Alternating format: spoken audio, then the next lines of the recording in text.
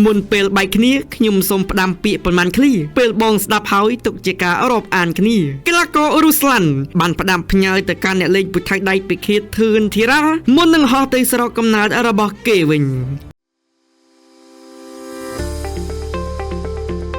ព័ត៌មានរៀងរាល់ម៉ោងនាំមកជូនលោកអ្នកដោយ CSB Sport Official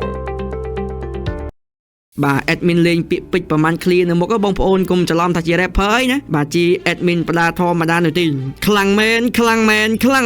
កីឡាករសញ្ជាតិអាហ្សេបៃហ្សង់រូស្លាន់ណាហ្គីយ៉ៅចេញអុកឡុកសង្វៀនគុណខ្មែរហើយក្រោយយកឈ្នះនៅលេងពូថៅដៃពីខេតធឿនធីរ៉ាត្រឹមតែទឹកទី1ទឹកដៃមិនធម្មតាស្មើមេធីមរឿងសុភ័ណ្ឌឈ្នះធឿនធីរ៉ាទឹក1ជាមួយគ្នានោះមុននឹងហោះទៅវិញរូស្លាន់ណាហ្គីយ៉ៅបានផ្ដាំផ្ញើទៅកាន់ធឿនធីរ៉ាបែបនេះថាធឿនធីរ៉ាឆាប់វិលត្រឡប់មកវិញខ្ញុំស្រឡាញ់ប្រទេសកម្ពុជាស្រឡាញ់ប្រជាជនកម្ពុជាហើយគាត់ក៏ផ្ដាំផ្ញើការគោរពទៅកាន់កីឡាករដទៃទៀតផងដែរយោងតាមការស្នើសុំពីសំណាក់លោកគ្រូពេជ្រសុផាន់បានបង្ហើបថាបងថមមីគឹមធឿនធីរ៉ាដណ្ដើមខ្សែក្រវ៉ាត់មួយទៀតល្អហ្មងបងភ្លាមនោះស្រាប់តែលោកថមមីគឹមបានឆ្លើយតបផងដែរថាតុកម្ហូបរៀបចំរួចហើយចាំតែពេលភ្ញៀវចូលញ៉ាំទីដូច្នេះមានតែរងចាំតាមដានភាគទី2អាយហើយបងប្អូនបាទរ៉ូស្លាន់គេបានផ្ដាំផ្ញើទៅកាន់ធឿនធីរ៉ាឲ្យឆាប់វិលត្រឡប់មកកាន់សង្វៀនវិញហើយគាត់ក៏បានផ្ដាំផ្ញើទៅកាន់អ្នកគាំទ្រថាគាត់ស្រឡាញ់អ្នកគាំទ្រប្រជាជនកម្ពុជាមែនទែន